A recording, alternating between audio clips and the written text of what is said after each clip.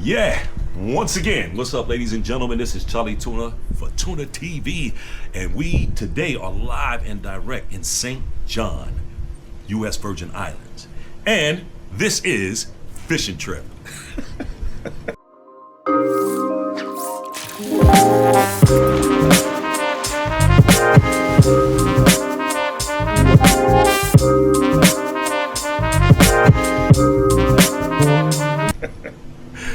I gotta always laugh at that name. Yeah, like I said, this is Fishing Trip, and today's catch, this brother right here is one of, if not the most technical DJ I've ever seen in my life. He is in my top 10 as one of the best people that I know at that skill. Ladies and gentlemen, please give it up for my brother DJ Chris Karns. Hey, what's up, Charlie? Thanks for having me. What? Thank you for having me. How about that? We out here in the Virgin Islands for the VI Jam Festival, or is it called the VI Fest? Jam Fest. It's the Jam Fest. Okay, so big up to Christy and everybody for letting us come out here and rocking it. And this will be our, fourth time out here together? Third, Something fourth like time? that, yeah. Yeah, so this program consists of 3 questions. 2 are canned questions that I ask because, sometimes I just learn new stuff from a simple question. And then the last one is catered to you. So the first one is this: being that you exist in a genre like hip hop, like DJing, where people take on these monikers, these extravagant, colorful names, if you will. What made you adapt just your own given government name as a DJ name? That's a good question, actually, because I have a long history of, other names and things like that. It kind of started when I was getting into DJing. I didn't have anything where I was like, I'm like that. I felt like, that I really resonated with as far as like a specific name. So I would change my name every time I would do something. When I was really only just battling back then, I had no interest in trying to DJ or do clubs or do anything like that. I just wanted to learn how to scratch and to beat juggle. So I would enter as, I think I did one time I was DJ Loco Yokel. That was one of them. I was Samuel L. Scratchin'. That's sick. One. I've been some other things too. And I changed my name a lot, and then there was a battle that I did where I entered as DJ Vajra, which was a Sanskrit word for lightning, and I was like, that's a cool word, so I entered as DJ Vajra, and I won. And after that, I was going to do another battle, and I was like, I'm going to go as this time, and everybody, all my friends around me were like, you need to stick with that name, man. You won this battle. This is a big battle. Like, you won with this name. People know you as this now. You got to stick with this name. And I was like, I do? Oh, okay. And I stuck with that name for a very long time, and I won a world title using that name, but I never felt comfortable with it. I never felt like when I would say it, I would get this feeling inside me, like kind of cringe a little bit, and then also just the fact that it would turn into this 10-15 minute conversation if I was sitting next to somebody on a plane and they were like, oh, what do you do? I DJ. What's your DJ name? And I would tell them, well, how do you spell that? What does that mean? Why did you choose that? Where did you get that from? It would just turn into this whole series of questions. So fast forward, I got to a point where I was kind of getting pretty fed up with it anyway. And then I was working with Yellow Wolf at the time, and he did a project with Travis Barker. And so I started getting to spend a lot of time real close with Travis, where we were in the studio and just seeing how he operated in life in general, just not only just as a business in the music business, but how he operated as a human. Right. And he was probably one of the most inspiring people that I've ever been around, as far as just seeing him no alcohol, no weed, no drugs, no caffeine, no sugar. He was a really disciplined lifestyle. And I was just watching him, and I'm like, man, this dude is he's a bad motherfucker, and he's just Travis Barker. Right. And in that moment, it kind of clicked for me. I'm like, I want to just be me. Right. I want to be able to be I don't want to have to try and be, some kind of name or have this. And so I changed it to my real name. I'm like, if Travis Barker is that bad of a dude and he's just Travis Barker, then I want to be able to just be Chris Karns. That's right. And it's actually, you know, and then on the like saying that the long conversation part of it, it actually solved that as well too, because now it's like, oh, what do you do? Well, I DJ. What's your DJ name? Chris Karns. Like, cool. Sweet. It's the end of conversation, so I don't have to get in this long drawn out thing of like, oh man. That's pretty dope, man. Or having my name spelled wrong on flyers. I guess that still happens, but like when it was Vajra, it was like ridiculous. No one could say it. So yeah, that was definitely that question. Like I said, that one kind of like, you know, that's deep for me. So that's pretty cool, man. It's cool to be able to get to the bottom of that too, because like I'm always amazed, I guess, at that. Those people who use their full just government name, you know, like rest in peace to some. First of all, big up to Travis Barker, because that's a great individual. Met him a couple times, you know, spent a little time with him here and then. He's good friends with my brother Fish from Fishbone, and is an incredible human being, man. So big up to that brother too. But like, rest in peace to a brother like Sean Price, man, who used to go by Ruckus. You know what I'm saying? And I remember when he changed his name, or just started, you know, Sean P in it. I was like, yo, that's pretty sick that he just like, forget it, I'm who I am. You know what I'm saying? It's a good name anyway. Yeah, man, I think that's dope. So, I'm gonna add an extra little part to this. I want to know, you know, like I want the people to know, like give people some of your credentials, man, like some of the things you've done, like high end as a DJ. Okay.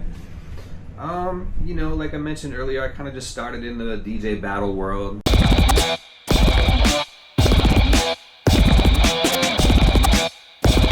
And had some success with that. I was a DMC USA and World Champion in 2011.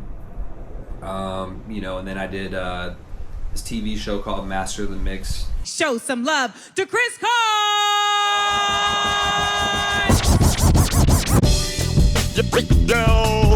Where I was, I made it to the top 3. JCO was the winner of that. And Incrediboy, who was also in the top 3, he told me it was okay to say that I was second place in that one. So I was second place in that one. I think it's funny because like I think a lot more people actually kind of know me for that show than anything else. But got a little bird friend here. Oh, word. Your shoulder. Sweet. But yes, and then so you know I've also toured with the Percussions. Back in the day, got a taste of that with my man Stro Elliott, who's now part of the Roots. Yes, sir. Big up Stro. Big up Stro. And then I also, you know, I worked with Yellow Wolf a little bit, and then now for the last 12 years, I've been a part of the Pretty Lights live band, and that's just, you know, been such an incredible experience. Such great people and incredible crowds, and just, you know, that one to me is kind of like I'm fully immersed in that existence now because it's a situation where I can just have creative freedom at all times, and I can think of something in the moment and be like, hey guys, I got a vocal, and then they like clear out some space and just drop, and no one knows what's coming, and just like the excitement of that like improv. That's kind of been more of my like the thing that I've been feeling the most as like as an artist at this point. Like true freestyle, you know. A lot of people think, you know, well, when they hear the term freestyle, they think about MCs and stuff like that. But it's cool too. If you've ever been to a Pretty Lights show, or have seen one on YouTube or anything like that, big up to Derek. Pretty Lights, yo, it's an experience as far as the soundscape and the things that they do. They do craziness, man. I can't even front. And I've been. We gotta cut to the clip.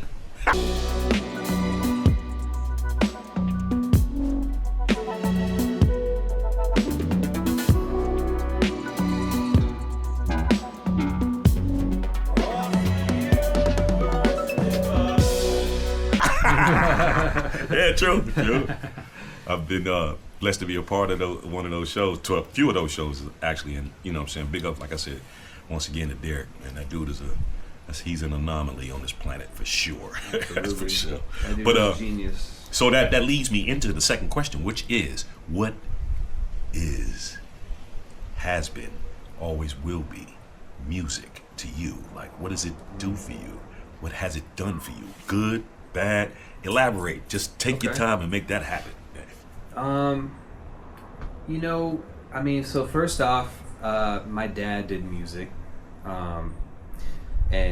So, you know, that's where a lot of that inspiration, I think, just having music in the home all the time, like him playing, singing. He was a one-man band kind of thing. He played in bands.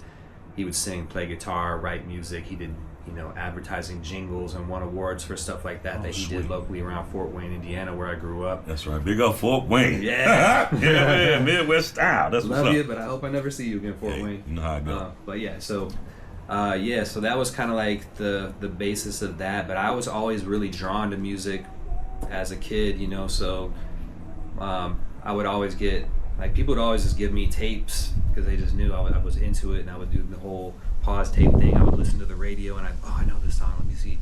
And I would listen for a certain word. I know this word is coming, and I'd unpause it, and then pause it, and I'd write down what that word was, and I would try and make sentences from songs on the radio. That was like my version of pause tapes back in the day. Sweet. That's dope. Did stuff like that as a little kid, and like, I was always really into music, and my dad did music, but I always wanted to play the drums, and I was never really allowed to do that. And so, I never really got into music until later in life and I thought DJing was cool too, but I never wanted to do that either. I would watch like Jazzy Jeff and Eric B and people like that on YoMTV Raps back in the day as a 9-year-old, and I was like, whoa, what's that scratch? And I would like try and scratch with different people's records and turntables and things like that. Yeah. And I thought that was like the coolest thing, but it never dawned on me. Like, even my best friend was like, I want to be a DJ. I want to play on the radio. I want to play parties. I want to do this and that. And I was like, that's cool. Right. I'm like, so can I scratch on your stuff while you're at work? And but it didn't dawn on me. And then I saw a battle video, and I was like, oh shit, how are these guys doing this? Like, there's DJs that just scratch. Like, this is a thing. I was like, what are you doing? I'm like this close to the TV, like watching Babu and like Qbert and these guys on like the '95 DMC video. I'm like, how are they doing this? Like, what is it? And, like, my mind was just blown, and I've just been basically obsessed since that moment in like 1995, or actually it was probably more like 1996. Sweet. The end of '96. So this is year 30, and for me with music, but I wouldn't say like, I can't really say like as far as like, I can't think of anything as far as like a negative with the music. There's music that I don't like, but I don't let it affect me in any type of way like that. But as far as like the positive ways that music affects me personally, there's just a feeling that comes from music that you don't get from anything else in this world that I've experienced. It's a different type of thing outside of just like being on stage and the energy from the crowd, and like all that stuff is great and everything too.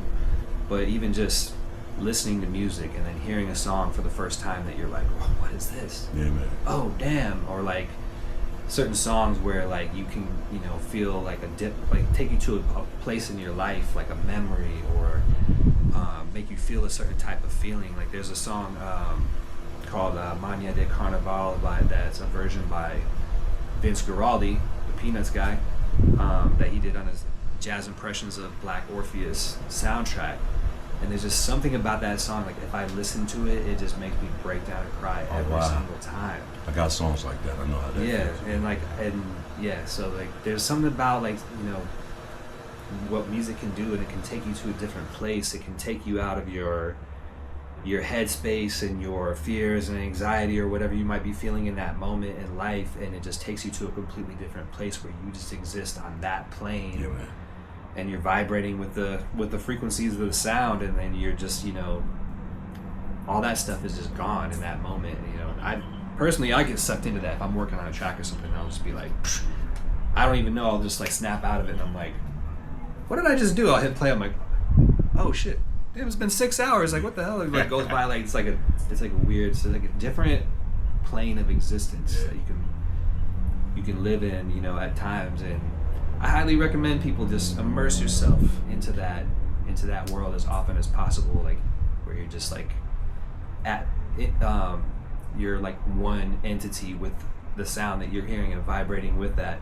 Yeah, that's a great feeling. It definitely is, for sure. It's crazy because I got, like you said, that song that makes you tear. Like I got a couple of them songs. There's a song my pops used to listen to after his mom died. By Stevie Wonder. I think that's Stevie. The Don't You Worry About a Thing. When I hear that, like right now, just shakes me up. And then something as recent as this, big up to Black Thought and Questlove from The Roots. When I hear hip hop, you're the love of my life. When I hear that, I don't know what it is, but it gets under my skin. It's the craziest thing, man. And it's beautiful track. in a great way. But yeah, man. So I'm gonna play that at the end of the show. oh, dude, don't do me like that. You could though. All right. But okay. So my catered question to you is this, man. I it's really not really a question. I just want you to kind of just big up this project that you're doing called Wub Zero, man. Talk to me about that, man. Yes, sir. Yes, and that is a perfect example of like a type of music that makes you feel a certain type of way. Like it's me and my good friend Honeycomb, who is just another unbelievable artist who somehow let me ride off their coattails, like you and Derek and everybody else. Man. Like, hey, I must be doing something right because my circle of people is pretty incredible around me. But I appreciate that. I'm glad to be a part of that. But Honeycomb, this guy is like, he's like the improv, like freestyle master. So he's like, he's always, all of his shows, he's freestyling. So when we met, we just kind of like instantly connected and just on a human level first. And then right away it was just like, started coming up with ideas. I was like, hey, we should just try and go do this on stage real quick. So we did in that moment, like just hanging out. And I was like, we should do more of this. And then the more we did, the more I realized like we need to be doing something like official. Right. Together. So we started Wub Zero, and it's just it's an interesting mix of like he's making like a lot of these like kind of like almost boom bap electronic beats where he's got Wub type elements and like a bunch of big bass sounds, and he's playing synths and beatboxing and doing vocals and doing this whole thing. And then I'm finding these like really eerie and like kind of gangster sounding synth like symphonic parts and like piano parts and bringing all these things in and